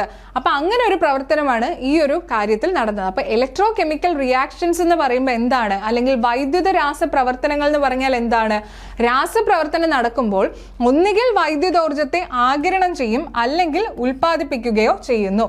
നേരത്തെ എല്ലാം നമ്മൾ വൈദ്യുതോർജ്ജത്തെ ആഗിരണം ചെയ്തുകൊണ്ട് അവിടെ ഒരു രാസപ്രവർത്തനം നടക്കുന്നതായിട്ട് എക്സാമ്പിൾസിലൂടെ കണ്ടതാണ് അല്ലെ. ഇലക്ട്രോലൈസിസും ഇലക്ട്രോപ്ലേറ്റിംഗും ഒക്കെ നമ്മൾ കണ്ടതാണ്. ഇവിടെ എന്താ സംഭവിച്ചത്, രാസപ്രവർത്തനം നടക്കുമ്പോൾ ഇവിടെ വൈദ്യുതോർജ്ജത്തെ പുറത്തേക്ക് വിടുകയാണ് അല്ലെങ്കിൽ ഉൽപ്പാദിപ്പിക്കുകയാണ് ചെയ്യുന്നത്. ഈ ഒരു ആസിഡും ഈ ഒരു ലോഹവുമായിട്ട് റിയാക്ട് ചെയ്തിട്ട് അവിടെ വൈദ്യുതോർജ്ജത്തെ അല്ലെങ്കിൽ വൈദ്യുതോർജ്ജത്തെ നമുക്കിവിടെ പുറത്തേക്ക് വിടുകയാണ് അല്ലെങ്കിൽ ഉൽപ്പാദിപ്പിക്കുകയാണ് ചെയ്യുന്നത്. ഇങ്ങനെയുള്ള പ്രവർത്തനങ്ങളെയാണ് ഇലക്ട്രോ കെമിക്കൽ റിയാക്ഷൻസ് എന്ന് പറയുന്നത്. രാസപ്രവർത്തനങ്ങൾ നടക്കുമ്പോൾ വൈദ്യുതോർജ്ജം ആഗിരണം ചെയ്യുകയോ ഉൽപ്പാദിപ്പിക്കുകയോ ചെയ്യുന്ന പ്രവർത്തനങ്ങളെയാണ് വൈദ്യുത രാസപ്രവർത്തനങ്ങൾ അഥവാ ഇലക്ട്രോ കെമിക്കൽ റിയാക്ഷൻസ് എന്ന് പറഞ്ഞത്.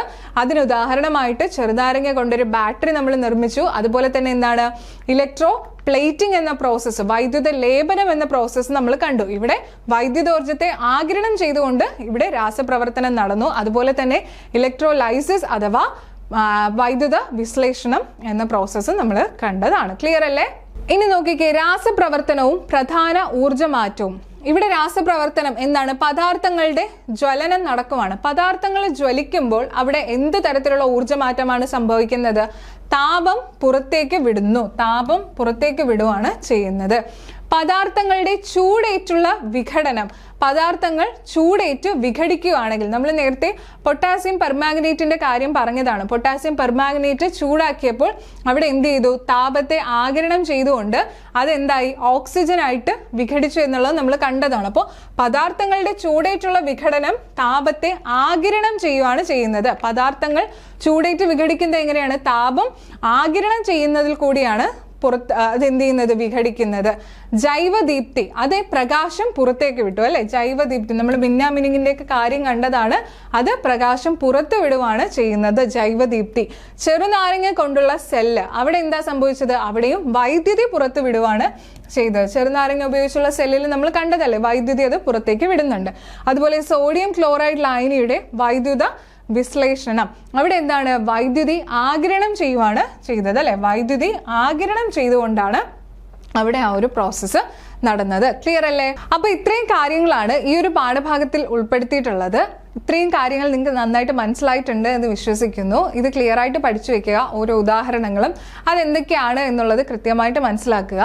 അപ്പോൾ എല്ലാവർക്കും ക്ലാസ് മനസ്സിലായി, ഇഷ്ടമായി എന്ന് വിശ്വസിക്കുന്നു. എന്തെങ്കിലും അഭിപ്രായങ്ങളുണ്ടെങ്കിൽ കമൻറ്റായി രേഖപ്പെടുത്തുക. അതുപോലെ നമ്മുടെ ചാനലും കൂടുതൽ ക്ലാസ്സസിന് വേണ്ടിയിട്ട് സബ്സ്ക്രൈബ് ചെയ്യുക. അപ്പോൾ ഇനി അടുത്തൊരു സെഷനിലോട്ട് കാണുന്നത് വരേക്കും എല്ലാവർക്കും താങ്ക് യു.